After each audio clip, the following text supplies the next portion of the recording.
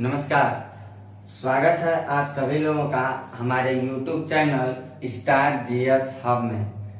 हम लोग अपने इस चैनल के माध्यम से भूगोल विषय पर चर्चा कर रहे थे और मैंने इसके पहले भूगोल का परिचय इंट्रोडक्शन आपको दे दिया था और हमने ये बताया था कि ज्योग्राफी को, जो वर्ल्ड ज्योग्राफी है, उस वर्ल्ड ज्योग्राफी को हम लोग किस किस तरह से पढ़ेंगे, उसके सारे पार्टीशन की बात मैंने इसके पहले वाले वीडियो में कर चुका है।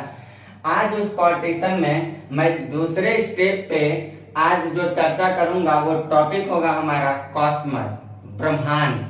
आज हम लोग ब्रह्मांड से रिलेटेड बातों को जानेंगे और ब्रह्मांड पढ़ने के लिए हम लोगों को ये जानना है कि ब्रह्मांड ये है क्या और इसकी उत्पत्ति कैसे हुई।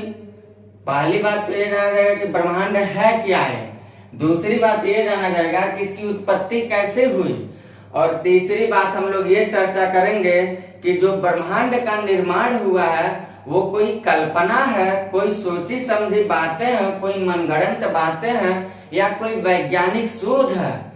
और चौथी बात हम लोगों को इस टॉपिक में ये जानना है कि जो आज का हमारा ब्रह्मांड है वो कल कैसे रहेगा, इसके बारे में हम लोग बातचीत करेंगे। पहले मैं बताऊंगा कि ब्रह्मांड जो है ये ब्रह्मांड क्या है, पहले हम लोग ये जानेंगे ये क्या है। दूसरी बात हम लोग ये जानेंगे कि इसकी उत्पत्ति कैसे हुई। तीसरी बात हम लोगों को ये जानना है कल्पना है या कोई वैज्ञानिक कारक यहाँ छिपा हुआ है। और चौथी बात हम लोगों को इस ब्रह्मांड टॉपिक से रिलेटेड ये जानना है कि भविष्य में हमारा ब्रह्मांड कैसा होगा, भविष्य कैसा होगा, ब्रह्मांड को लेके भविष्य कैसा होगा। इन चार मुद्दों पे मैं आपसे बातचीत करूंगा। तो पहले मैं आपको बताने चल रहा हूँ कि ये ब्रह्मांड क्या है, एक एक करके मैं आपको बताते चलूंगा। पहले मैं आपको बताने चल रहा हूँ कि ये जो ब्रह्मांड है आखिर ये कॉस्मस है क्या। तो देखते हैं हम लोग ब्रह्मांड क्या है, इसके बारे में हम लोग देखते हैं। इसके बारे में अगर हम लोग देखेंगे तो हम लोगों को इसके बारे में क्या क्या देखना है। अभी आप कुछ मैं फिगर यहाँ ड्रा कर रहा हूँ। सपोज करिए ये ब्रह्मांड का मैंने फिगर बना दिया। सपोज करिएगा ये ब्रह्मांड है, तो ये ब्रह्मांड जो है ये ब्रह्मांड बहुत सारे, अभी मैं आपको बता रहा हूँ जैसे जैसे आप फिगर ड्रा कर रहा हूँ ऐसे आप ड्रा करते चलिए। आकाश गंगाएं यहाँ मैंने लिखा आकाश गंगा, और यहाँ मैंने लिखा तारामंडल या जिसको हम लोग कहते हैं नक्षत्र। फिर मैं तारामंडल के बाद आपको यहाँ तारों के बारे में बताऊंगा, तारों के बारे में। फिर तारों में मैं स्पेशल बातचीत जो करूंगा वो सूर्य पे करूंगा। फिर सूर्य का अपना एक परिवार है जिसके परिवार को हम लोग बोलते हैं सौर मंडल, सोलर सिस्टम बोलते हैं। और इस सौर मंडल, इसके परिवार में बहुत सारे सदस्य लोग हैं। जैसे घर के परिवार में सदस्य रहते हैं, तो ये सदस्य कौन कौन है? बुध है, शुक्र है, पृथ्वी है, मंगल है, बृहस्पति है, शनि है, अरुण है, वरुण है और यम था, है नहीं, ये हट गया है। इसके बारे में भी हम आपको बताएंगे। ये जितने परिवार के, सूर्य के परिवार जो सौरमंडल है, इस सौरमंडल के सारे सदस्य हैं और इन सारे सदस्यों के पास अपने सपोज करिए औलाद या लड़के हैं या कोई एक पिंड है जिसको हम लोग बोलते हैं उपग्रह। तो हम लोग सैटेलाइट के भी बारे में देखेंगे। हम लोग आर्टिफिशियल सैटेलाइट नहीं देखेंगे, नेचुरल सैटेलाइट। और इन उपग्रहों के बाद हम लोग देखेंगे इन उपग्रहों के सपोज करिए बहुत सारे इस सौरमंडल में छिपे हुए कुछ आवारे पिंड हैं, उन सब के बारे में भी हम लोग चर्चा करेंगे। जैसे उल्का के बारे में पढ़ेंगे, उल्का या उल्कास्म के बारे में पढ़ेंगे, धूमकेतु या पुच्छल तारा के बारे में बात करेंगे। फिर इसके बाद हम लोग इसमें जो बातचीत करेंगे वो एस्टेरॉयड के बारे में बातचीत करेंगे, यानी कि क्षुद्र ग्रह हुए। ये सारे जितने सारे आवारे पिंड हैं और जितने सारे उपग्रह हैं और इन उपग्रहों के जो ग्रह हैं, इन सारे लोगों का जो गिरोह होता है, जो ग्रुप होता है, ये एक तारा इसको डील करता है और तारा जो डील करता है वो सूर्य है। तो सूर्य को डील करने के वजह से सारे सूर्य के परिवार के सदस्य हैं, यानी कि इसको हम लोग बोलेंगे एक सोलर सिस्टम, एक सौर मंडल के नाम से जाना जाएगा। ये सारी चीजें क्या होंगी, उल्का, धूमकेतु, क्षुद्र ग्रह, उपग्रह और ग्रह जो है ये सौर मंडल के एक सदस्य हैं। इस सौर मंडल का जो दादा है, जो मुखिया है, या कह सकते हैं जो माई बाप है, वो कौन है, तो कहेंगे सूर्य है। सूर्य क्या है अगर आपसे कोई पूछेगा तो कहेंगे तारा है। बहुत सारे तारे जब मिलते हैं तो तारामंडल का निर्माण करते हैं, और बहुत सारे तारामंडल जब मिलते हैं तो आकाशगंगा का निर्माण करते हैं, और बहुत सारी आकाशगंगाएं या मंदाकिनी जब मिलती हैं तो ब्रह्मांड का निर्माण करती हैं। यानी कि हम कह सकते हैं कि सृष्टि का निर्माण होता है। जो सृष्टि हम लोग कहते हैं कि सृष्टि का निर्माण हुआ है, उस सृष्टि में क्या क्या हम लोगों को देखा जा रहा है, उस ब्रह्मांड में क्या क्या देखा जा रहा है, तो हम कहेंगे एक कोई तारा है और उस तारा का अपना परिवार है, और उस परिवार में उपस्थित बहुत सारे ग्रह, उपग्रह, धूमकेतु, उल्काश में उल्का पिंड हैं, और इन सब लोगों का गिरोह जो है वो एक सौरमंडल कहला रहा है, जिसका मुखिया सूर्य है। सूर्य जो है एक तारा है, तारों का समूह तारामंडल कहलाता है। तारा मंडलों का जो समूह होता है मंदाकिनी कहलाता है, आकाशगंगा, और बहुत सारी आकाशगंगाएं जब मिलती हैं तो सृष्टि का निर्माण करती हैं या ब्रह्मांड का निर्माण करती हैं। अब आप इससे ब्रह्मांड क्या है अगर कोई आपसे परिभाषा पूछता है तो एक बात आप जरूर बता सकते हैं कि ब्रह्मांड जो है आकाशीय पिंडों की एक ऐसी सुव्यवस्था है जिसमें तमाम सारे ग्रह, उपग्रह, तारे, धूमकेतु, उल्काश में उल्का पिंड, ये समस्त का गिरोह है। या एक भाषा में आप ये कह सकते हैं कि धरती, आकाश, पाताल, जितने सारे माइथोलॉजिकल बातों में कहा जाता है, ये लोक, वो लोक, परलोक, जितना लोक होता होगा, उन सारी चीजों में जितनी सारी चीज उपस्थित है वो सबका group, that is called cosmos. उन सब का जो ग्रुप होगा, जो समूह होगा, वही ब्रह्मांड कहलाएगा। यानी ब्रह्मांड में जितनी सारी चीजें आप सोच सकते हैं, सब की सब चीजें हमारे ब्रह्मांड की क्या है, हिस्सा है। तो मैं आपको ब्रह्मांड पढ़ाते समय आपको अलग अलग 5 स्टेप में बातों को बताता हूँ। पहला स्टेप मैंने ये बताया कि ब्रह्मांड क्या है, तो आप कहेंगे कि बहुत सारे ग्रह, उपग्रह, धूमकेतु या तारा इत्यादि का समूह ब्रह्मांड है। तो इनका सिर्फ समूह ब्रह्मांड नहीं कहला सकता है, इसमें 3 रीजन हम लोगों को देखना पड़ेगा, 3 नियम देखना पड़ेगा। यानी कि ब्रह्मांड जो आकाशीय पिंडों की सुव्यवस्था है उसमें सभी पिंड जो होते हैं वो एक निश्चित दिशा में होंगे, वो एक निश्चित दूरी में होते हैं, एक निश्चित दूरी पर होते हैं, और कह सकते हैं एक निश्चित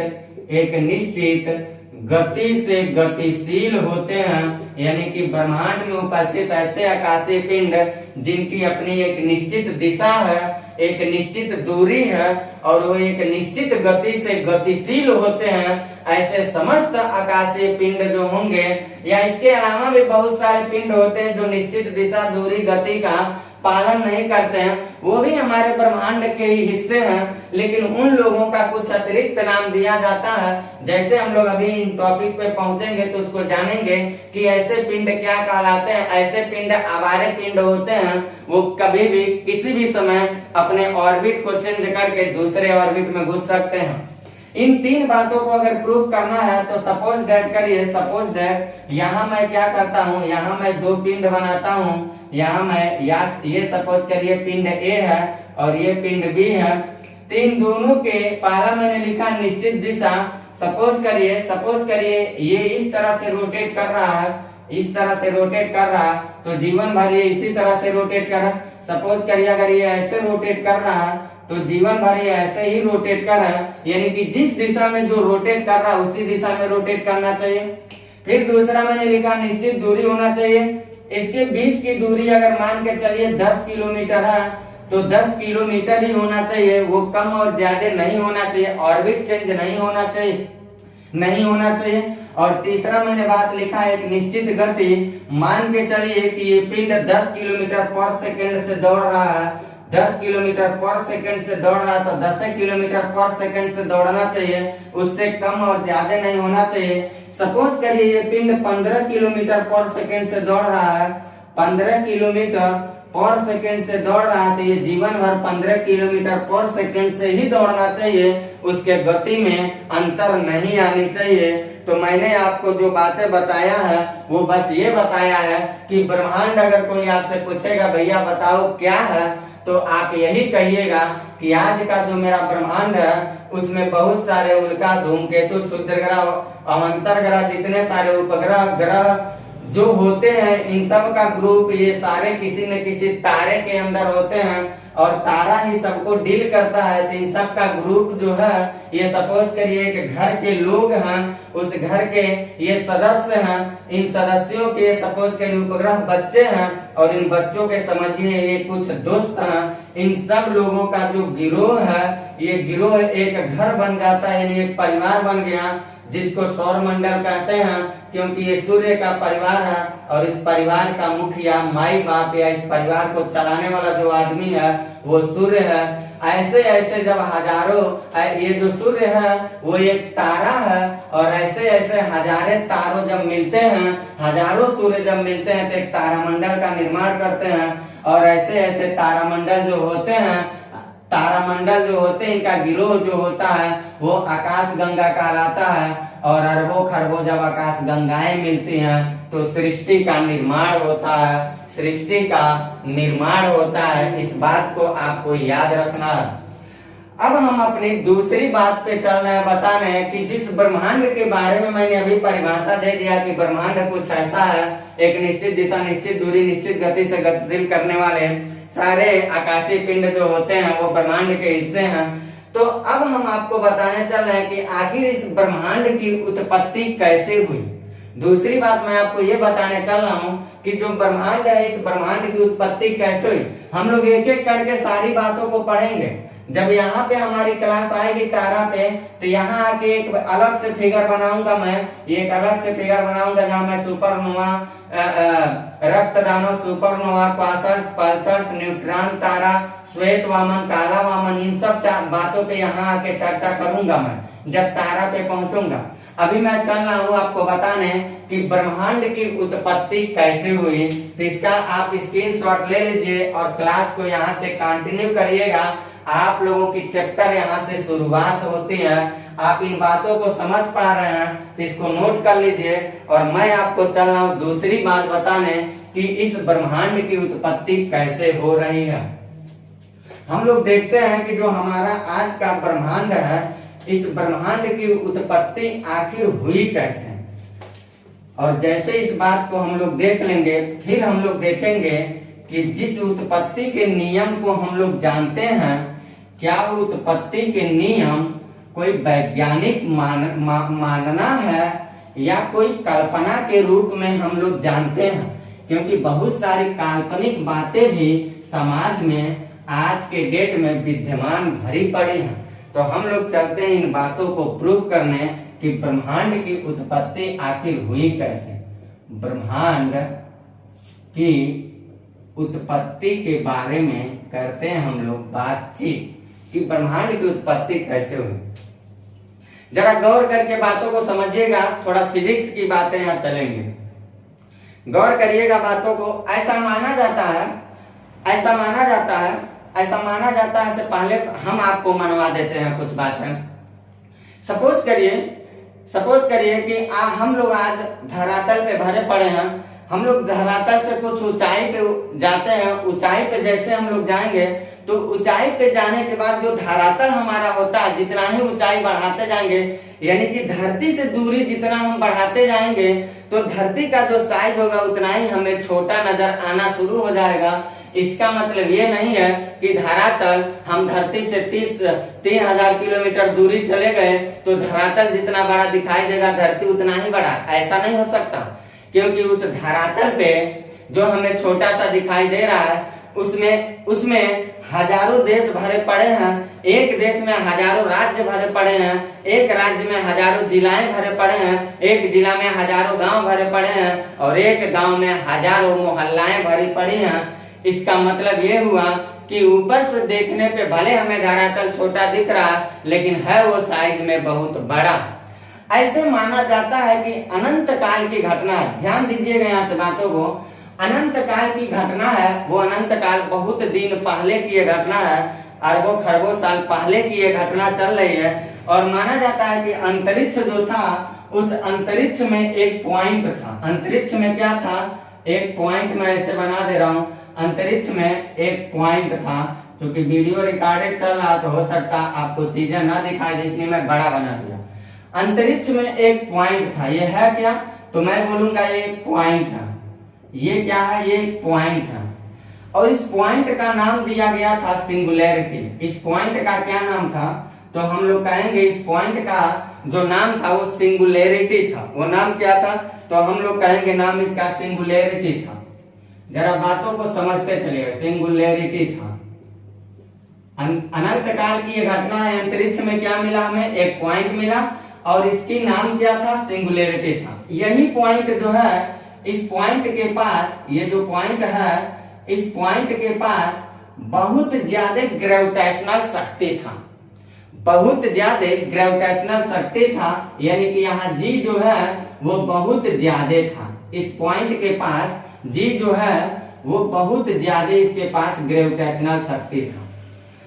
अगर इसके पास, इस पॉइंट के पास ग्रेविटेशनल शक्ति ज्यादा रहा होगा तो एक चीज हमें समझ में आ रहा है। हम लोग एक बात कह सकते हैं कि अगर इसके पास बहुत ज्यादा ग्रेविटेशनल शक्ति था तो ये अपने अगल बगल के वस्तुओं को क्या करता होगा?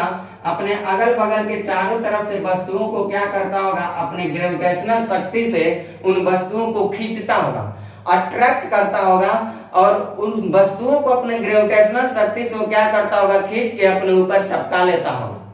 क्योंकि ग्रेविटेशनल शक्ति ज्यादा है। चुंबक को अगर रखते हैं, चुंबक को बड़ा रखते हैं और उसके अगल बगल अगर हम लोहे के छोटे छोटे कील रख देते हैं तो चुंबक की जितनी ज्यादा कवरेज एरिया होगी कंज्यूम करने की, ऑब्जर्व करने की, उतने ज्यादा एरिया की वस्तुओं को क्या करेगा? ऑन द स्पॉट अपनी शक्ति से खींच लेगा। ऐसे इसके पास बहुत ज्यादा ग्रेविटेशनल शक्ति होने के नाते ये करता क्या था? ये अपने अगल बगल के जितनी सारी चीजें था उनको खींचता था और चिपका लेता था। अब हुआ क्या? इसके गुरुत्वाकर्षण शक्ति की वजह से चारों तरफ की वस्तुएं आकर के इस पे चिपकने लगी। और जब चिपकेंगी तो एक बात आप बताइए कि जैसे इस पे वस्तु आके चिपकेंगी, अब मैं तीसरी बात इसका बताने चल रहा हूं, वैसे इसके अंदर क्या परिवर्तन आएगा? अगर किसी चीज के ऊपर हम कोई चीज ला के चिपकाते जा रहे हैं तो उसके उस जो पिंड होगा जिसपे मैं ला के लेयर बाय लेयर कोई चीज बना रहा हूं, तो उस पिंड के साथ क्या बदलाव आएगा? उस पिंड के साथ ये होगा कि जो पिंड होगा उस पिंड पे जैसे मैं कोई चीज ला के चिपकाऊंगा तो उस पिंड की जो घर्षण शक्ति होगी उस पिंड पे, वो घर्षण शक्ति बढ़ने लगेगी।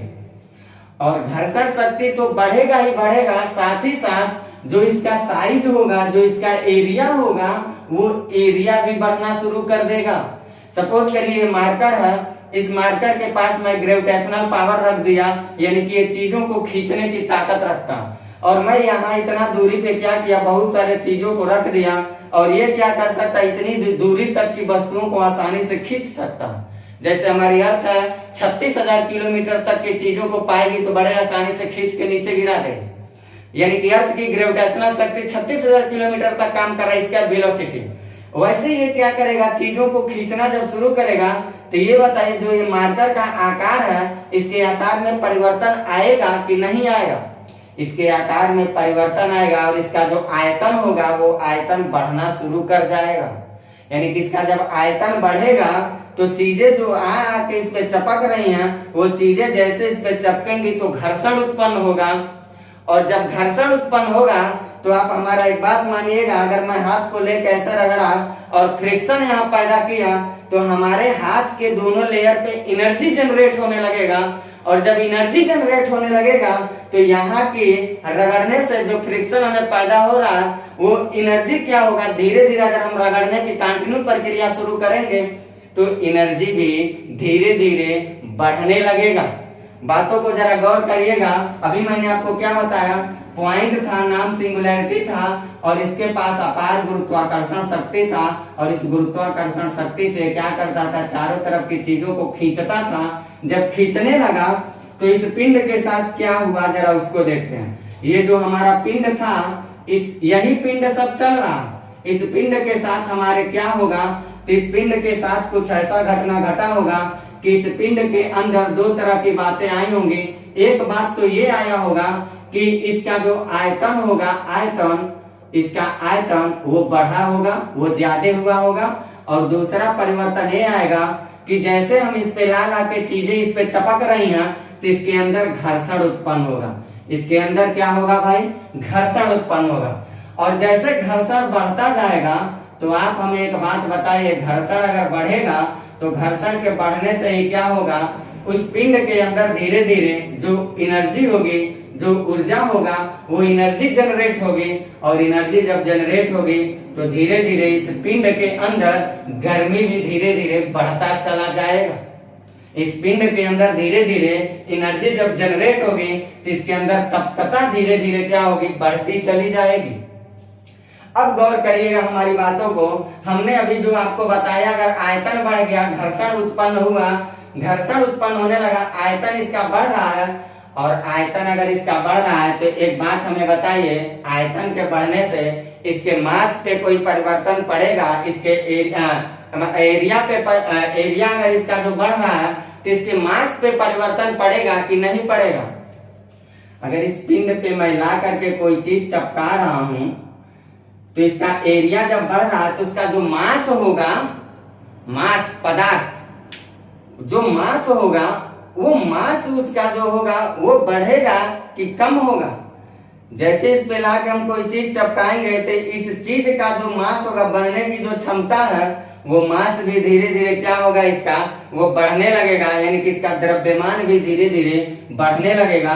यानी कि एक घटना और क्या इसमें घट रहा है, इसका द्रव्यमान भी बढ़ रहा है, इसका द्रव्यमान भी बढ़ रहा है। यानी कि पिंड का एरिया बढ़ गया, द्रव्यमान बढ़ गया। तो जैसे एरिया बढ़ेगा और द्रव्यमान बढ़ेगा तो ये बताइए हम इसको क्या कहेंगे। अगर किसी चीज का एरिया और द्रव्यमान अगर हम लेते हैं, इसका मतलब ये हुआ कि इस पिंड की जो डेंसिटी होगी, जो घनत्व होगा, वो डेंसिटी बढ़ जाएगा। क्योंकि एकांक एरिया में पाए जाने वाला मास की मात्रा ही घनत्व कहलाता है। यानी कि एकांक एरिया में पाए जाने वाला मास की जो मात्रा होती है वो क्या कहलाती है, डेंसिटी कहलाती है।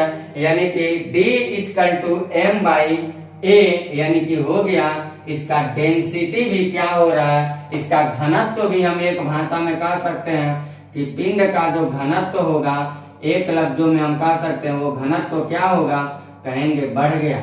वो घनत्व क्या होगा, बढ़ गया। यानी कि पॉइंट क्या किया, चीजों को अपने तरफ अट्रैक्ट किया तो उसके साथ हुआ क्या, उसका द्रव्यमान धीरे धीरे बढ़ने लगा और उसका एरिया बढ़ने लगा। द्रव्यमान और एरिया बढ़ रहा है तो इस बात को यहाँ ही लिख लीजिएगा, द्रव्यमान और एरिया बढ़ रहा है तो द्रव्यमान को हम m से रिप्रेजेंट करते हैं, एरिया को a से। यानी कि एक भाषा में कह सकते हैं कि जहां मास हो गया, एरिया हो गया, वहां डेंसिटी हमें क्या हुआ, डेंसिटी मिल गया। यानी कि डेंसिटी भी इसका धीरे धीरे क्या होगा, बढ़ता चला जाएगा। अब इसका घनत्व जब बढ़ता चला गया और निरंतर इस पे चीजें आके जब चपक रही हैं तो इसके अंदर घर्षण भी तो उत्पन्न होगा। और जब घर्षण बल इसमें उत्पन्न होगा तो घर्षण बल के वजह से एनर्जी भी जनरेट करने लगेगा। और जब एनर्जी जनरेट करेगा साहब तो एक बात बताइए हमें, धीरे धीरे इस पिंड के अंदर ऊर्जा क्या होगी, बढ़ती चली जाएगी। और पिंड के अंदर जब ऊर्जा बढ़ती चली जाएगी तो ये पिंड क्या करेगा, अपने बॉइलिंग पॉइंट से जब ज्यादा एनर्जी कंज्यूम कर लेगा तो वो ब्लास्ट कर जाएगा। दुनिया की कोई ऐसी चीज नहीं है जिसको आप हवा बना के उड़ा नहीं सकते हैं। दुनिया की हर चीज को आप चाहें तो हवा बना के उड़ा सकते हैं। दुनिया की हर चीज को आप चाहें तो आकार को बदल सकते हैं। उसके लिए दो काम आपको करना पड़ेगा, एक उस पिंड पे या तो टेम्परेचर दीजिए या तो प्रेशर दीजिए। टेम्परेचर और प्रेशर, ताप और दाब को देने से दुनिया के हर चीज के रूप रंग को हम बदल सकते हैं।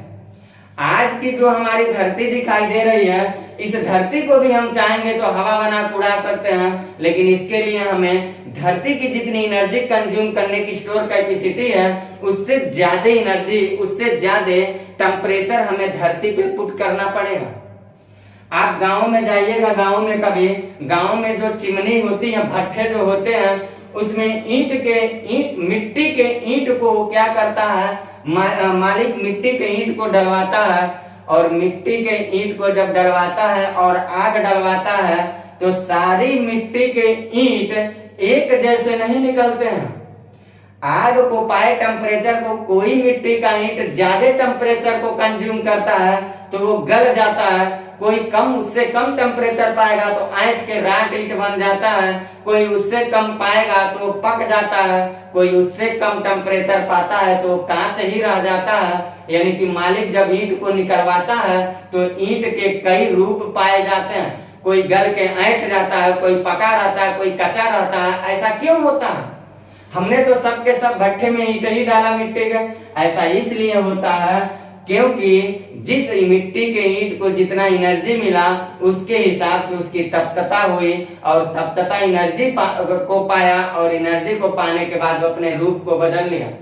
अगर वही भट्ठा का मालिक उसमें एनर्जी और झोंकता जाए, और आग झोंकता जाए, और आग झोंकता चला जाए, तो धीरे धीरे ईंट गल जाएंगे, गलने के बाद पानी में, लिक्विड में बदल जाएंगे, और अगर आग झोंकेगा तो सारे मिट्टी के ईंट जो होंगे वो मिट्टी चिमनी के मुंह के रास्ते धुआं बन के उड़ जाएंगे, और मालिक जब भट्ठे से ईंट निकलवाएगा तो पूरा भट्ठा खाली नजर आएगा।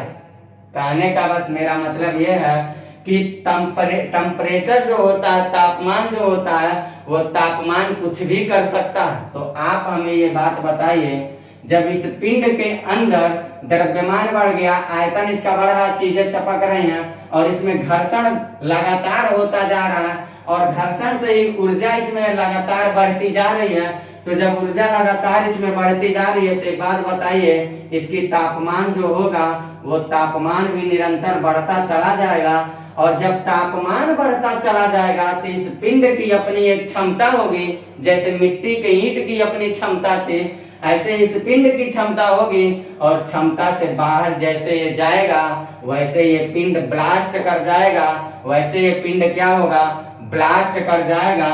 यानी कि इस पिंड में निरंतर इस पिंड में क्या हुआ, जो सिंगुलैरिटी था ग्रेविटेशनल से खींच रहा है, लगातार इसमें ऊर्जा बढ़ने की वजह से क्या हुआ साहब, तो हम ये कहेंगे इस पिंड के अंदर घर्षण हुआ, ऊर्जा बढ़ा, तापमान बढ़ा, और ज्यादा तापमान होने के नाते इस पिंड के अंदर ब्लास्ट हुआ, और उसी ब्लास्ट को हम लोग कहते हैं महाविस्फोटक सिद्धांत।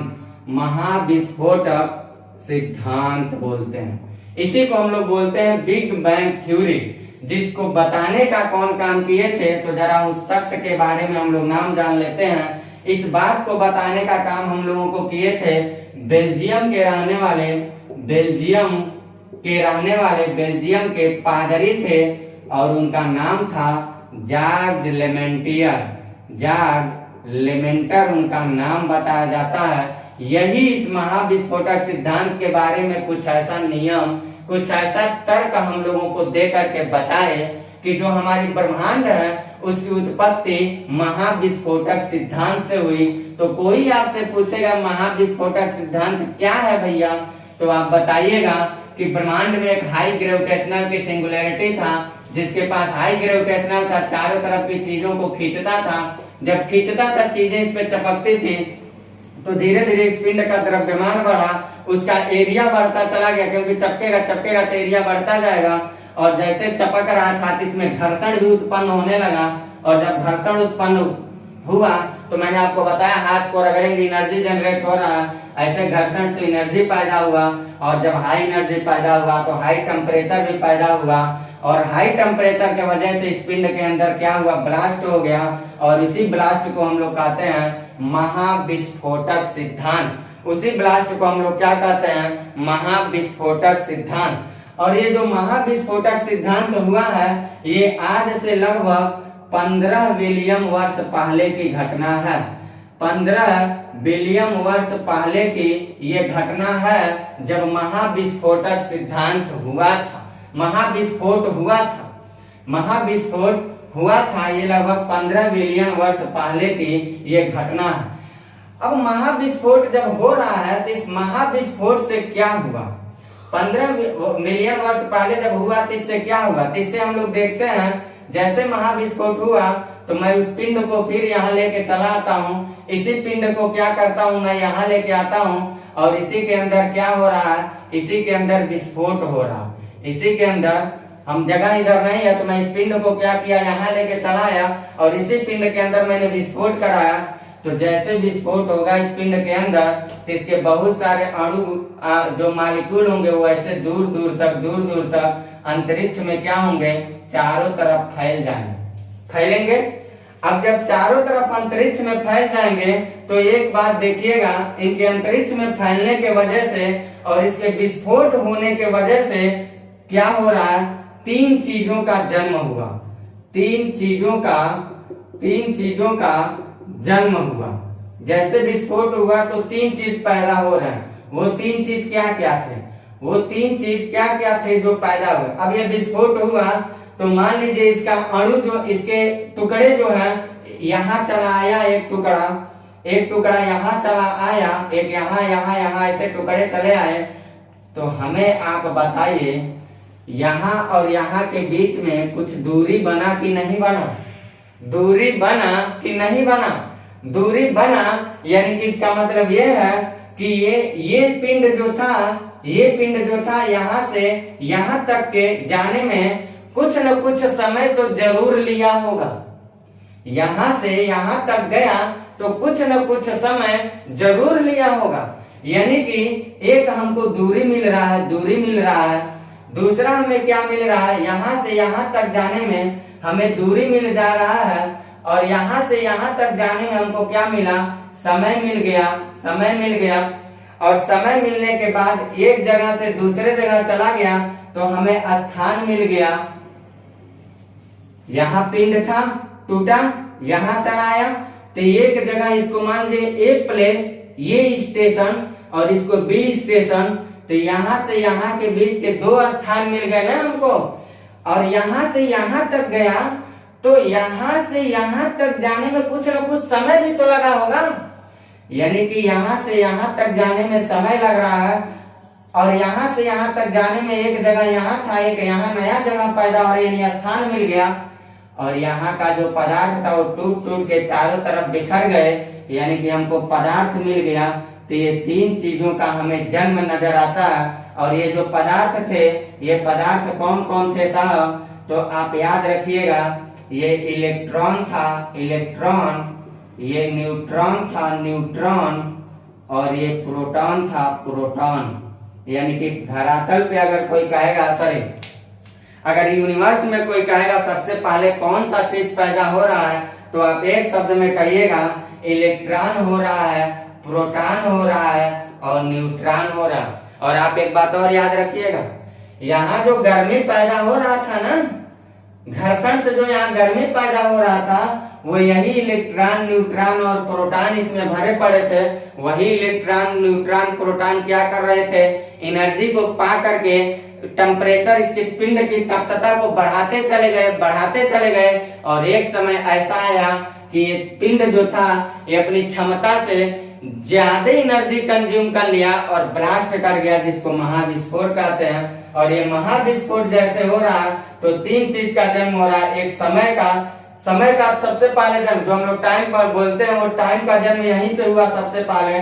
स्थान हो गया एक जगह से दूसरे जगह जाने में, और हमको पदार्थ मिल गए, वो इलेक्ट्रॉन, न्यूट्रॉन और प्रोटॉन थे। तो इस तरह से देखा जाएगा तो हमारे ब्रह्मांड का उत्पत्ति हुआ। मैंने ब्रह्मांड उत्पत्ति सिद्धांत के बारे में बताने का जो काम किए थे वो बेल्जियम के पादरी जॉर्ज लेमेंटियर थे, और इन्होंने जो थ्योरी दिया था वो बिग बैंग थ्योरी दिया था, महाविस्फोटक सिद्धांत। तो कोई आपसे पूछेगा महाविस्फोटक सिद्धांत क्या है, तो आप इन सारी बातों को, हमारी बातों को वीडियो रोक के लहे लफ्जों में उसको लिखते चले जाइएगा एक नंबर आपका कॉन्सेप्ट तैयार करूंगा। मैं आपको इन सारी बातों को समरी करके बताता हूँ, समरी, और चाहिए तो आप यहीं से रोक रोक के वीडियो को नोटबुक बनाते चलिएगा। सबसे पहली बात यह है कि अनंत काल में अंतरिक्ष में एक पॉइंट था जिसका नाम सिंगुलैरिटी था। दूसरा तीर बना के आप लोग लिखेंगे या समझेंगे, ये जो सिंगुलैरिटी था इसके बारे में, सिंगुलैरिटी के पास अपार गुरुत्वाकर्षण शक्ति था। दूसरी बात आपको याद रखना। तीसरी बात, इसके अपार गुरुत्वाकर्षण शक्ति होने के नाते चारों तरफ की चीजों को क्या करता था, खींच के अपने पास सतह पे चिपका लेता था। अगली बात आपको ये जानना है, जैसे चीजों को चिपकाया वैसे इसका जो आकार था धीरे धीरे बढ़ गया। इतना बड़ा था कि धीरे धीरे चिपकाया होगा तो इसका आकार बढ़ गया। अब जब आकार बढ़ेगा तो उसका मास भी तो बढ़ जाएगा। इसका आकार हम अगर बदल रहे हैं, अगर इसके आकार को और मोटा कर रहे हैं तो इसकी मास भी तो, मास होता क्या है, किसी भी वस्तु में जितनी सारी पदार्थ की मात्रा होती है उस वस्तु का मास होता है। और उस वस्तु को जिस ग्रेविटेशनल शक्ति से खींचा जाता है वही ग्रेविटेशनल शक्ति भार कहलाता है, वेट। तो इसका जब इसका हम एरिया बढ़ा रहे हैं तो द्रव्यमान भी बढ़ेगा। यानी एक भाषा में कह सकते हैं कि जब एरिया बढ़ रहा है, मास बढ़ रहा है, यानी कि कह सकते हैं इसका डेंसिटी बढ़ रहा है, यानी कि डेंसिटी इक्वल टू m/a। एकांक एरिया में पाए जाने वाला मास की मात्रा डेंसिटी कहलाता है। अगली बात आपको क्या जानना है, अगली बात ये जानना है कि जैसे इसका आयतन बढ़ा, इसका द्रव्यमान बढ़ा, वैसे इसके आयतन द्रव्यमान बढ़ने के वजह से और चीजों को आपस में चपकने के वजह से इसमें घर्षण उत्पन्न हुआ। और जब घर्षण उत्पन्न हुआ तो ये अपार ऊर्जा उत्पन्न किया। अपार ऊर्जा उत्पन्न करने के वजह से इसकी तापमान बढ़ती चली गई और इसके तापमान को बढ़ने से इस पिंड में क्या हुआ, विस्फोट हो गया। और उस विस्फोट जो हुआ था वो महाविस्फोट हुआ था, यानी बहुत ही खतरनाक तरीके से ब्लास्ट कर गया। और जब ब्लास्ट किया तो इसके ब्लास्ट करने की थ्योरी को हम लोग कहते हैं महाविस्फोटक सिद्धांत। जैसे महाविस्फोटक सिद्धांत ये हो रहा है, ये महाविस्फोटक सिद्धांत कब हुआ था तो कहेंगे लगभग 15 बिलियन वर्ष पहले ये हुआ है। और इसके बारे में बताने का काम हमें बेल्जियम के पादरी जॉर्ज लेमेंटर महोदय की है। जो महाविस्फोटक सिद्धांत इस पिंड में हो रहा है, इस पिंड में विस्फोट होने की वजह से 3 चीज का जन्म हुआ। क्या क्या हुआ, एक समय का, एक स्थान का और एक पदार्थ का। समय का कैसे हुआ, स्थान का कैसे हुआ, पदार्थ का कैसे हुआ, जरा देखिएगा। ये जब टूटा फूटा होगा तो एक जगह से दूसरे जगह जब इसके कुछ चीज टूट के गए होंगे तो ये एक जगह हो गया, ये दूसरा जगह हो गया, यानी कि स्थान का पता चल गया। अब यहाँ से यहाँ तक जाने में कुछ न कुछ समय लगा होगा, यानी हमें समय का पता चल गया और इसके बीच में तो दूरी हम जाने गए। और तीसरी बात यह हमें जानना है कि यहाँ की जो चीजें थी, कुछ पदार्थ टूट के अलग अलग तितर बितर हो जा रहे हैं, यानी हमें पदार्थ मिल रहे हैं इलेक्ट्रॉन, न्यूट्रॉन और प्रोटॉन। यही है हमारी बिग बैंग थ्योरी सिद्धांत। और यही इलेक्ट्रॉन, प्रोटॉन, न्यूट्रॉन जो अलग अलग हो रहे हैं, यही इसके अंदर भरे पड़े थे जो ज्यादा एनर्जी को कंज्यूम करके इसकी तप्तता को बढ़ा दिए और ये ब्लास्ट कर गया। इतनी बातों को आप समझ पा रहे हैं कि नहीं समझ पा रहे हैं, कमेंट बॉक्स में जरूर बताइएगा कि आप हमारे ब्रह्मांड उत्पत्ति सिद्धांत को बड़े सरल भाषा में आपको बताने की कोशिश किया। यही है ब्रह्मांड उत्पत्ति का सिद्धांत। मैंने पहली बात आपको बताया ब्रह्मांड क्या है, फिगर बना के। दूसरा आपको बता दिया ब्रह्मांड उत्पत्ति का सिद्धांत क्या।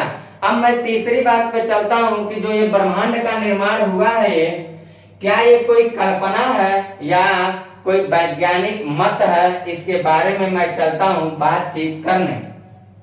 तो एक चीज हम लोग देखते हैं, एक चीज हम कह रहे हैं हम कहें को माने कि ब्रह्मांड की उत्पत्ति ऐसे ही हुआ है। हम काहे माने भाई, हम क्यों माने, इसको कैसे प्रूव करेंगे कि क्या सच में ऐसे ही हुआ, स्थान समय ऐसे ही है।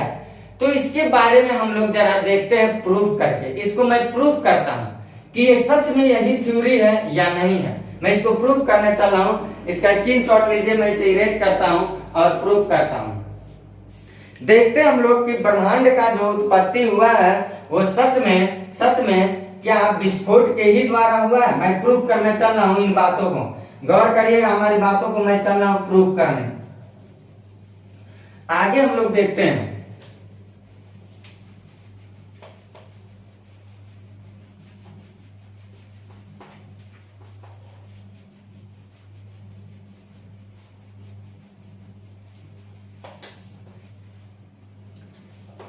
प्रूफ करने में चल रहा हूं बातों को, तो देखिएगा हम अब बताने चल रहे हैं आपको कि ब्रह्मांड का निर्माण कोई कल्पना है या वैज्ञानिक मत। ब्रह्मांड का निर्माण कोई कल्पना है, कोई कल्पना है या वैज्ञानिक मत है। इसके बारे में जरा हम लोग देखते हैं कि क्या ये कोई कल्पना है या वैज्ञानिक मत है। तो देखते हैं हम लोग कैसे माना गया। अभी मैंने बताया विस्फोट हुआ था, एक पिंड था और इस पिंड में क्या हुआ, बहुत ज्यादा एनर्जी जनरेट हुआ, तो ये पिंड क्या हुआ, ब्लास्ट किया। ये पिंड क्या हुआ, इसमें महाविस्फोट हुआ।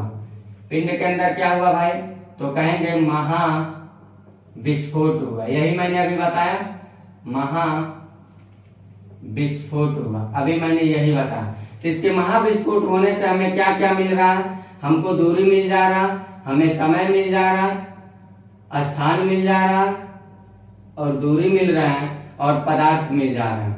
इलेक्ट्रॉन, प्रोटॉन और न्यूट्रॉन मिल जा रहा है। इलेक्ट्रॉन, प्रोटॉन और न्यूट्रॉन मिल जा रहा है। हमने अभी कुछ ऐसे ही बताया आपको, इलेक्ट्रॉन, प्रोटॉन और न्यूट्रॉन। अब मैं आपको बताने चल रहा हूं कि क्या ये घटना सही सच है या नहीं, या कोई मनगढ़ंत कहानी है। इस पे हम बातचीत करने चल रहे हैं। तो सबसे पहले इसको प्रूव करने के लिए हम लोग देखते हैं 1920 की घटना। ये 1920 की घटना क्या थे, एक आते हैं हम लोगों के पास एडविन हबल, एक आते हैं भूगोलवेत्ता, उनका नाम आता है एडविन हबल महोदय जी। और ये एडविन हबल जी क्या कहते हैं, ये एडविन हबल जी क्या कहते हैं, ये एक टेलीस्कोप बनाए।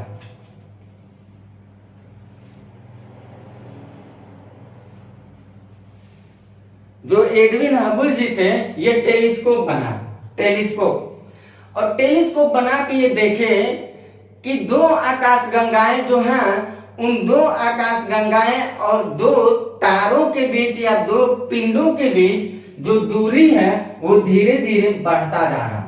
इन्होंने जो टेलीस्कोप बनाया था, ये क्या किए, टेलीस्कोप बना रहे हैं, टेलीस्कोप बना रहे हैं और टेलीस्कोप से क्या किए, देखे। और देखे तो इनको क्या नजर आ रहा, ये देखे कि मान लीजिए एक आकाशगंगा ये है, आकाशगंगा, और मान लीजिए ये एक आकाशगंगा है, आकाशगंगा,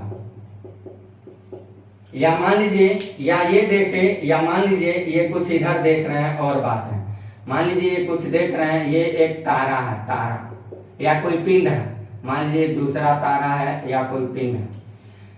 तो इन दोनों के बीच की जो दूरी है, दोनों के बीच की जो दूरी है, उन्होंने देखा कि इन दोनों के बीच की दूरी निरंतर बढ़ती जा रही है, निरंतर बढ़ती जा रही है।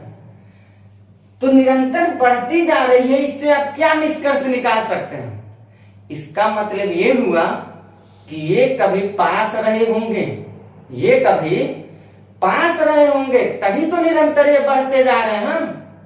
यानी कि जो विस्फोट हो रहा है यहाँ पे, मैंने बताया जो इसमें विस्फोट हो रहा है, तो टूट टूट के कण जो दूर दूर तक इसके अणु जा रहे हैं, इनमें दो अणुओं के बीच की जो दूरी है, कोई भी दो अणु, इनके बीच की जो दूरी है वो निरंतर बढ़ती जा रही है। यहाँ से जो दूरी है वो दूरी निरंतर बढ़ती जा रही है। इसका मतलब तो यही निकल रहा है कि वो कभी पास पास रहे होंगे, तभी तो बढ़ते हुए जा रहे हैं, तभी तो बढ़ते जा रहे हैं। और इनकी बातों को ध्यान में रख के वर्तमान समय में जब खोजा गया तो देखा गया जो हमारी पृथ्वी है, पृथ्वी, ये हमारी जो पृथ्वी है और जो हमारा चंद्रमा है, जो हमारा चंद्रमा है, इन दोनों के बीच की भी दूरी हम लोगों ने देखा निरंतर बढ़ता जा रहा है। इसका मतलब ये हुआ, अभी हम लोग जब पढ़ेंगे पृथ्वी तो हम आपको प्रूव करके बताएंगे कि पृथ्वी अपने अक्ष पे झुकी कैसे, चंद्रमा का निर्माण हुआ कैसे, ये बातें हम आपको भी प्रूव करके बताऊंगा कि पृथ्वी क्यों अपने अक्ष पे झुक गई, चंद्रमा कैसे बन गया, ये प्रूव करूंगा। और ये प्रूव करते समय हम लोग देखेंगे कि ये चंद्रमा कभी न कभी इस पृथ्वी का ही हिस्सा था। चंद्रमा कभी न कभी पृथ्वी का ही हिस्सा था और पृथ्वी से ही वो बन के कुछ दूरी पे था। धीरे धीरे उसकी दूरी बढ़ती जा रही है। इसका मतलब ये प्रूफ हो रहा है ना जॉर्ज एलिमेंटर की बात, बिग बैंग थ्योरी, कि वास्तव में ब्रह्मांड जो था वो एक सिंगुलैरिटी के रूप में था। एनर्जी जनरेट हुआ, विस्फोट हुआ, पिंडे दूर दूर गए और निरंतर उनमें दूरी बढ़ती चली जा रही है। और इस बात को पुष्टि करने के लिए पृथ्वी और चंद्रमा की वर्तमान खोज से हम लोगों ने देखा कि पृथ्वी और चंद्रमा के बीच में भी निरंतर दूरी क्या हो रहा, बढ़ता चला जा रहा। ये जो एडविन हबल थे, इनकी बातों को पुष्टि करने के लिए एक शख्स आते हैं। इनकी बातों को पुष्टि करने के लिए एक और शख्स आते हैं और वो शख्स आते हैं 1966 में। 1966 में एक और महान आत्मा जी आते हैं जो कुछ हम लोगों को बताते हैं। और वो आत्मा जी क्या थे? जॉर्ज एबलेम्टरे थे। थोड़ा नाम इन लोगों का अटपट है। जॉर्ज एबलेम्टरे थे। और ये जॉर्ज एबलेम्टरे महोदय जो है ये 1966 में ये बिल्कुल एडविन हबल जी के कही हुई बातों को पुष्टि किए और कहे कि वास्तव में ब्रह्मांड के अंदर कभी विस्फोट हुआ था और वो कभी पास थे, आज दूर दूर जा रहे हैं। और जो घटना में इसके पहले बताया कैसे एनर्जी जनरेट हो रहा है, कैसे क्या हो रहा, बिल्कुल इसी बातों की इन्होंने भी पुष्टि कर दिया। और इनकी बातों को पुष्टि करने के लिए और इनकी 1920 की बातों को पुष्टि करने के लिए एक और महोदय जी आ रहे हैं। वो आ रहे हैं जॉर्ज वेगनर महोदय 1967 में। और वो आ रहे हैं जॉर्ज वेगनर महोदय।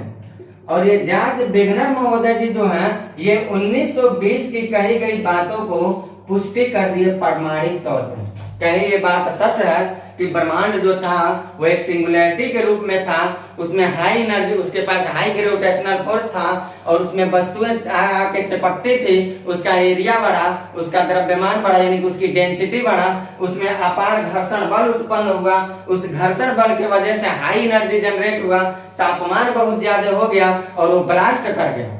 और ब्लास्ट करने के बाद पिंड दूर दूर चले गए और वही पिंड निरंतर अपनी दूरी को बढ़ाते हुए चले जा रहे हैं। इतनी बातों को इन्होंने पुष्टि किया। तो आप शायद ये बात सच में प्रूव कर दिया मैंने कि वास्तव में ब्रह्मांड उत्पत्ति जो हुआ है, बिग बैंग थ्योरी, वो वास्तव में सर्वमान्य है। वो कभी एक पास थे, आज दूर दूर जा रहे हैं। और इन्होंने खुद टेलीस्कोप लगा करके बना करके देखा था। हमने आपको बता दिया कि ब्रह्मांड का निर्माण कोई कल्पना है या वैज्ञानिक मत, तो मैंने ये प्रूव कर दिया कि कल्पना नहीं है, क्या है, वैज्ञानिक मत है। सच में ब्रह्मांड का निर्माण कुछ ऐसे ही हुआ। अब मैं आपको ये बताने चल रहा हूँ चौथी बात। मैंने क्या पहला बता दिया, ब्रह्मांड क्या है, दूसरा क्या बनाया, उत्पत्ति कैसे हुई, तीसरा क्या बताया कि ये कोई कल्पना है कि वैज्ञानिक मत है, तो मैंने प्रूव कर दिया कि ये वैज्ञानिक मत है। अब मैं अपनी चौथी बात को लेके चल रहा हूँ और ये बता रहा हूँ कि हमारा भविष्य जो है, हम लोगों का जो भविष्य ब्रह्मांड का, वो भविष्य में ब्रह्मांड कैसा होगा, भविष्य में ब्रह्मांड कैसा होगा उसके बारे में मैं बताने चल रहा हूँ। इसको आप नोट कर लीजिएगा, मेरी बातों को लिखते चले जाइएगा, वीडियो बना बना के सारी बातों को लिखते चले जाइएगा। और इसमें ज्यादा बात नहीं लिखना, बस यही लिखना, 1920 में एडविन हबल महोदय जी ने टेलीस्कोप के माध्यम से देखा कि दो आकाशगंगा और दो तारों के बीच की दूरी निरंतर बढ़ती जा रही है। फिर आप लोग दूसरी बार लिखिएगा कि 1966 में जॉर्ज एबलेम्टरे महोदय जी ने अपने रिसर्च के द्वारा एडविन हबल जी की बातों को पुष्टि किया। और फाइनली जॉर्ज वेगनर महोदय 1967 में कहा कि वास्तव में 1920 का किया हुआ रिसर्च जो है वो सच है, यानी कि ब्रह्मांड की उत्पत्ति में महाविस्फोटक सिद्धांत सर्वमान्य है। इसको आप याद रखिएगा। अब मैं आपको बताने चल रहा हूँ कि हमारे भविष्य में ब्रह्मांड कैसा होगा, इसके बारे में मैं बातचीत करने चल रहा हूँ। देखते हैं हम लोग भविष्य में कैसा होता है ब्रह्मांड का रहस्य। अगली हेडिंग आप लोग डालिएगा कि भविष्य कैसा होगा, ब्रह्मांड से संबंधित भविष्य कैसा होगा, ब्रह्मांड से संबंधित भविष्य कैसा होगा, भविष्य कैसा होगा। बिल्कुल लॉजिक की बात है, लॉजिकल बात है। अगर आप अब तक की हमारी बातों को समझे होंगे तो बड़े आसानी तरीकों से आप हमारी हर बातों को समझ सकते हैं। क्या समझ सकते हैं भाई? हमने अभी अभी क्या बताया? हमने अभी अभी ये बताया है कि जो सिंगुलैरिटी था इसमें विस्फोट हुआ, इसमें महाविस्फोट हुआ, इसमें महाविस्फोट हुआ। सिंगुलैरिटी जो था इसमें हमने आपको यही बताया कि इसमें महाविस्फोट हुआ। और इसके महाविस्फोट से क्या हुआ? इस पिंड के बहुत सारे जो ये पिंड जो था, यही पिंड जो था महाविस्फोट जैसे हो रहा तो बहुत सारे इसके अणु दूर दूर हो जाए। और दूर दूर होने से हमने आपको बताया कि हम लोगों को 3 चीजों का नया जन्म होता है। क्या क्या होता है? स्थान मिल गया हम लोगों को, समय मिल गया हम लोगों को, और क्या मिल गया भाई? और हम लोगों को पदार्थ मिल जा रहा, दूरी की मात्रा हम लोग क्लियर कर रहे हैं। हमने कुछ ऐसा आपको बताया।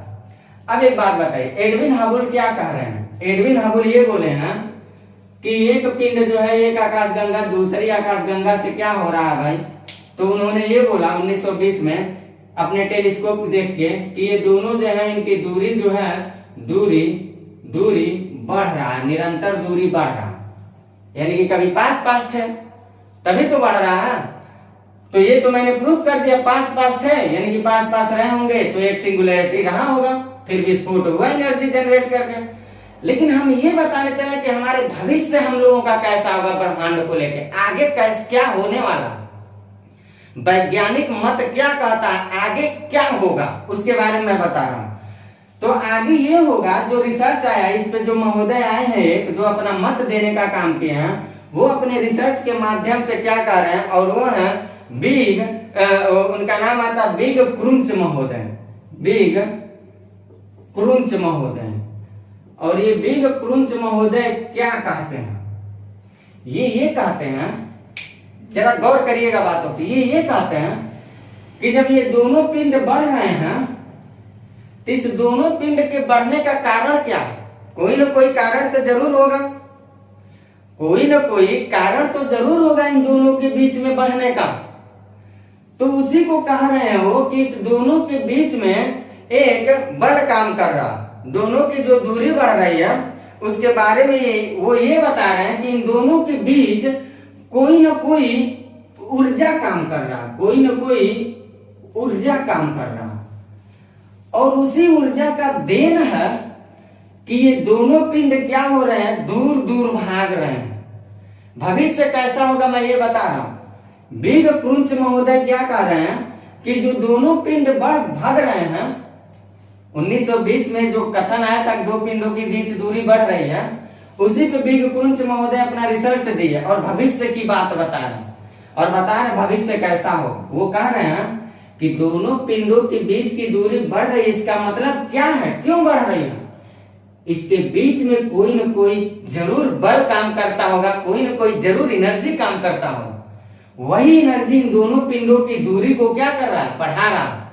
और बिग क्रुंच महोदय ये कहें कि ये धीरे धीरे एनर्जी जो होगी बढ़ती चली जाएगी।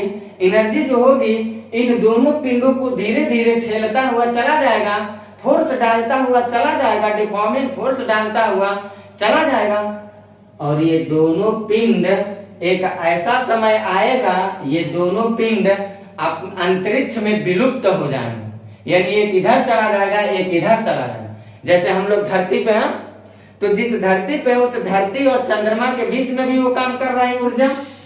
तो इनके कहने के अनुसार एक समय ऐसा आएगा कि हमारा चंद्रमा और हमारी धरती के बीच कोई कनेक्शन ही नहीं रहेगा।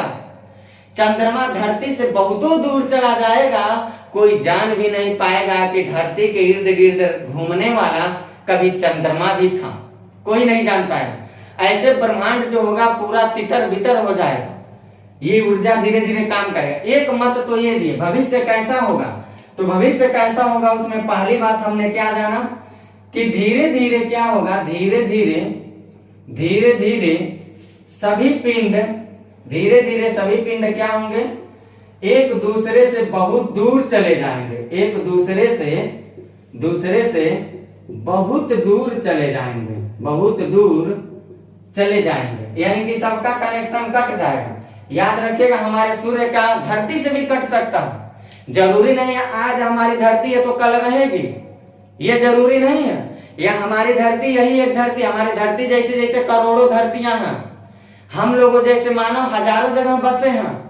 बस फर्क ये है कि हमारा साइंस अभी वहां तक पहुंच नहीं पाया है, हमारा साइंस वहां तक पहुंच नहीं पाया है, इसलिए हम लोग जान नहीं पाते हैं।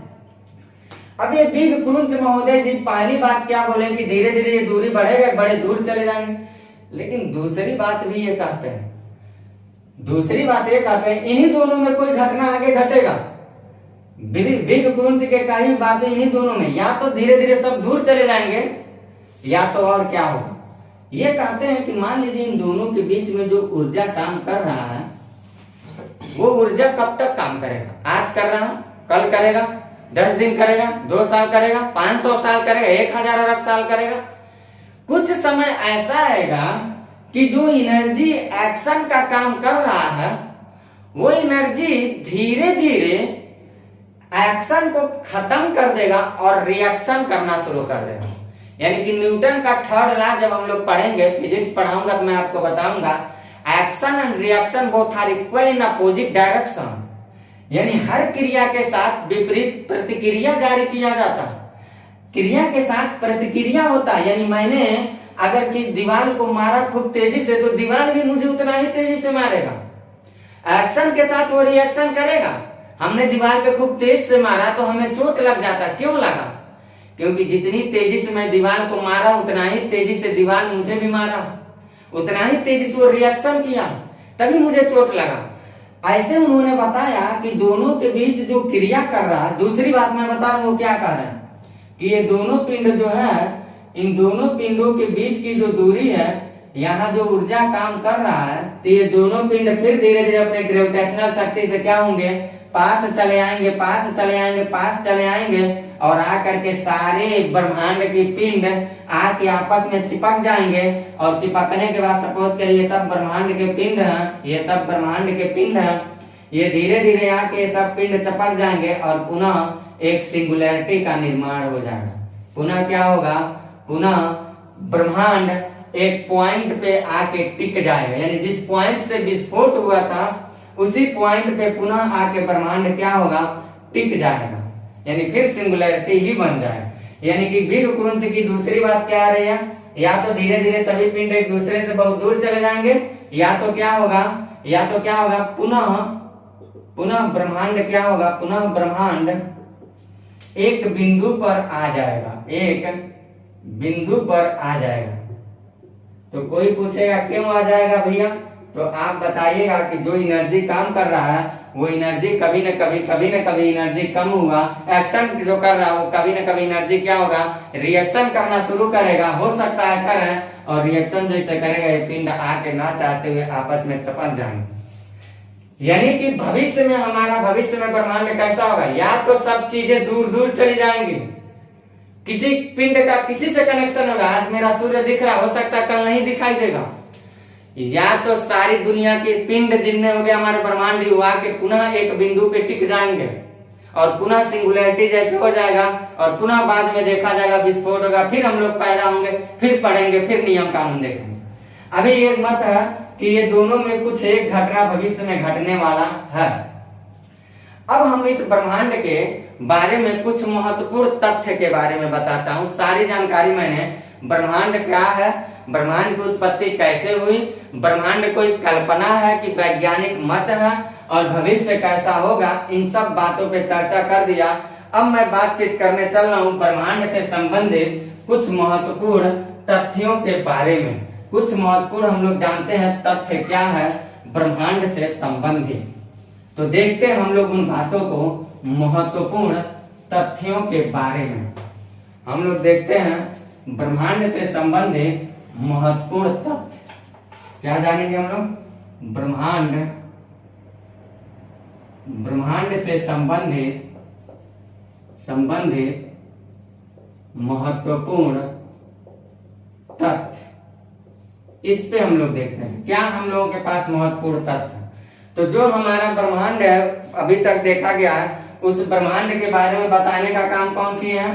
पहला तथ्य जानेंगे कि बेल्जियम के पादरी थे, उनका नाम क्या था? तो बताइएगा, जॉर्ज लेमेंटियर थे, जॉर्ज लेमेंटर महोदय। पहला तथ्य ये जानना आपको। दूसरी बात हम लोगों को ये जानना है कि ब्रह्मांड जो है, इस ब्रह्मांड का व्यास जो अभी तक निर्धारित किया गया है, ब्रह्मांड का व्यास, अभी तक जो ब्रह्मांड का व्यास निर्धारित किया गया है वो कितना किया गया है, तथ्यों के रूप में हम लोगों को जानना है। तो 10⁸ प्रकाश वर्ष, 10⁸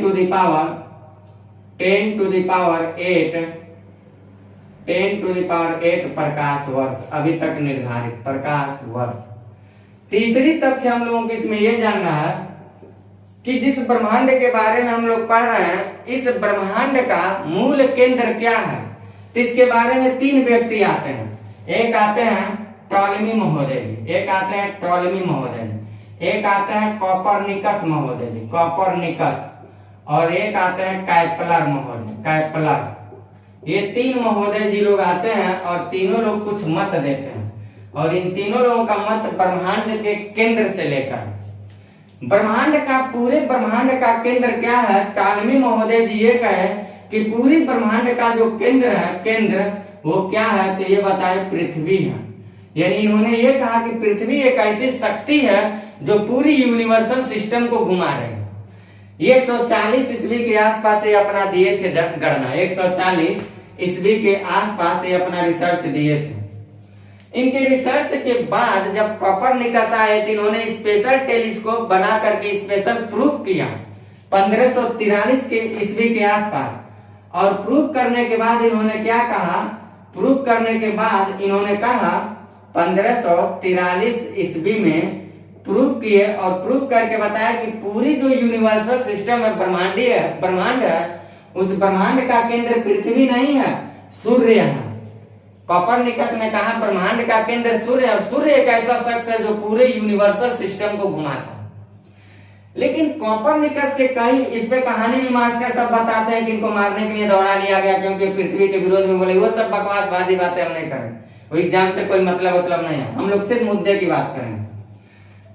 अब कोपरनिकस का जो स्टेटमेंट आया, कोपरनिकस के स्टेटमेंट के बाद कैप्लर महोदय आया, और कैप्लर ने कहा रे भाई, जिस ब्रह्मांड का केंद्र सूर्य बताया गया है कोपरनिकस से और उसको मान रहे हैं, ये सूर्य तो ऑलरेडी एक आकाश गंगा के इर्द गिर्द घूम रहा है, तो पूरे ब्रह्मांड को कैसे घुमाएगा? ये तो खुद घूम रहा है किसी पिंड के चारों। तो उन्होंने क्या कहा, कोपरनिकस महोदय ने क्या कहा, ये अपना स्टेटमेंट दिया और कहा कि सूर्य जो है, सूर्य केवल सौरमंडल का केंद्र है, केवल सौरमंडल का केंद्र है, सौरमंडल का केंद्र है, ना कि ब्रह्मांड का, क्योंकि उन्होंने कहा कि जिस सूर्य को आप लोग कह रहे हैं कि सूर्य पूरे ब्रह्मांड को घुमा रहा, ऐसे तो करोड़ों सूर्य भरे पड़े हैं, और ये करोड़ों सूर्य जो है, ये अरबों खरबों सूर्य तो एक एक गैलेक्सी में भरे पड़े हैं, एक एक आकाश गंगा में भरे पड़े हैं, ऐसे सूर्य, तो ये पूरे ब्रह्मांड को कैसे नचा सकता? इसलिए ब्रह्मांड का मूल केंद्र क्या है, अभी इसके बारे में अथेंटिक नहीं है कि ब्रह्मांड का मूल केंद्र क्या हो सकता है। बस ये 3 बात आप याद रखिएगा। टॉलेमी ने क्या बताया, पृथ्वी केंद्र, लेकिन ये बाद में झूठे हो गए। कोपरनिकस ने कहा सूर्य, इनको भी प्रूव कर दिया गया सूर्य सिर्फ सौरमंडल का केंद्र है, और कैप्लर ने कहा कि सूर्य केवल सौरमंडल का केंद्र है, न कि ब्रह्मांड का केंद्र है। बाकी हो सकता है कोई और नई कलाल पैदा होता है, वीर आदमी जो अपने रिसर्च से कुछ और अतिरिक्त बातों को बताता है, तो हम लोग यहाँ पेज खोल के पढ़ने के लिए तैयार रहिएगा। एक नई चीज हम लोगों को पुनः मिलेगी। तो अभी मैं आपको क्या क्या बता दिया भाई, अभी हमने आपको क्या क्या बताया कि ब्रह्मांड क्या है, ब्रह्मांड क्या है, ये सारी बातें मैंने आपको बता दिया। फिगर बनाया था ब्रह्मांड, आकाशगंगा, तारामंडल, तारा, सूर्य, परिवार, सौरमंडल, ग्रह, उपग्रह और बहुत सारे आवारे पिंड, उनके बारे में बता दिया। फिर दूसरा मैंने बताया उत्पत्ति के बारे में। तो उत्पत्ति मैंने सिंगुलैरिटी से लेकर के महाविस्फोटक सिद्धांत की हर बातें बताया, कैसे कैसे हुआ, उसकी ग्रेविटेशनल शक्ति क्या थी। और तीसरा मैंने आपको बता दिया कि ये कल्पना की बातें थी, ब्रह्मांड उत्पत्ति की बात कल्पना था, या वैज्ञानिक मत था, तो मैंने प्रूव कर दिया कल्पना नहीं था, वो वैज्ञानिक मत था, क्योंकि कभी पास पास ये थे, क्योंकि देखा गया बाद में दूर दूर भाग रहे हैं, यानी कि जाहिर सी बात है पास पास रहेंगे। और चौथा मैंने आपको बता दिया ब्रह्मांड भविष्य में ब्रह्मांड का क्या रोल होगा, भविष्य कैसा होगा, ब्रह्मांड को लेकर कैसा होगा, तो इसके बारे में भी मैंने आपको बता दिया। या तो भविष्य में या तो ब्रह्मांड के सब पिंड दूर दूर बहुत चले जाएंगे, सबका कनेक्शन टूट जाएगा, या तो पुनः एक पॉइंट पे आ जाएंगे। मैंने ये बातें आपको बताया। क्यों दूर दूर जाएंगे, क्यों पॉइंट पे आएंगे, तो दोनों के बीच में जो लॉजिक मैंने बताया है वो पिंडों के बीच काम करने वाली ऊर्जा अगर ये ऊर्जा बढ़ता चला जा रहा है तो पिंडों को ठेलता चला जाएगा। अगर ये ऊर्जा जो एक्शन कर रहा है ये रिएक्शन करने लगेगा तो पिंड पास आ जाएंगे। मैंने सारी बातों को आपको बता दी और ब्रह्मांड से संबंधित महत्वपूर्ण तथ्य को हमें लग रहा है YouTube पे आप सर्च मारते रहिएगा और बताइएगा कमेंट करके कि आपको कितनी सारी बातें हमारी समझ में आ पाई और अतिरिक्त चीजें क्या मैंने ऐसा नहीं दिया समझाने में, उन सारी बातों को आप बताइएगा। हम अपने तरफ से आपको पूरा कंप्लीट ब्रह्मांड से संबंधित बातों को बताया है और बहुत ही लाजवाब और बेसब्री से बताया। आप जरूर हमें कमेंट बॉक्स में हमें फीडबैक दीजिएगा कि ब्रह्मांड से संबंधित कैसी रही बातचीत। अब मैं आपसे ये कहना चाहता हूं कि थोड़ा मैंने आपको बार बार बता रहा है कि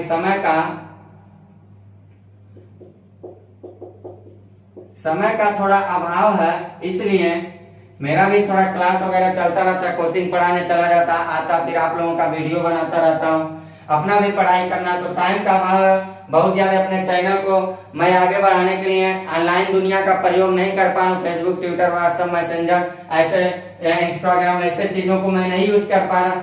इसलिए आप लोग हमारा थोड़ा साथ और सहयोग देने के लिए हमारे यूट्यूब चैनल पे जाएं, आप लोग सब्सक्राइब जो लिखा है इस सब्सक्राइब बटन को आप लोग दबाएं। जैसे इसको प्रेस करेंगे तो बगल में आपको एक घंटी जैसा ऐसे संरचना मिलेगा, इस घंटी जैसे संरचना को आप प्रेस करिए, यहाँ पे दूसरे नंबर पे इसको दबाइए। जैसे दबाएंगे आपके पास 3 ऑप्शन खुल के आएगा, 3 ऐसे ऑप्शन खुल के आएगा। आपको इसमें से दूसरे ऑप्शन और तीसरे ऑप्शन पे कुछ नहीं करना है, ऊपर वाला जो ऑप्शन है वहां ऑल लिखा होगा, इसको भी आपको दबाना है। तीसरे नंबर पे आपको काम करना है। फिर चौथे नंबर पे वीडियो के दाएं तरफ देखिएगा ऐसे कुछ लाइक का बटन बना होगा, उसको वीडियो को लाइक भी करते रहिए, यानी सब्सक्राइब करिए, बेल आइकन को दबाइए, ऑल नोटिफिकेशन जारी करिए, लाइक करिए और साथ ही साथ आप हमारे यूट्यूब चैनल को शेयर भी करते रहिए ताकि मेरी मनोबल को आप बढ़ाते रहें। जब मेरी मनोबल बढ़ेगी तो हो सकता है मैं अपने बताने में कुछ और गुणवत्ता लाऊंगा। और ये साइंटिफिक रीजन भी है, ये बायोलॉजिकल रीजन भी है, जब व्यक्ति खुश रहता है तो कुछ अच्छा ही करता है। तो मिलते हैं हम आपसे अगले वीडियो में और लेता हूं आपसे इजाजत। नोट्स बनाते चलिएगा, सारी बातें मैं आपको कंप्लीट बताते चल रहा हूँ, कोई भी चीज छोड़ नहीं रहा हूँ, तो आप नोट्स बनाते चलिएगा। और जो कोई भी बताने में या समझने में समस्या होगा कमेंट बॉक्स में कमेंट करके जरूर बताइएगा।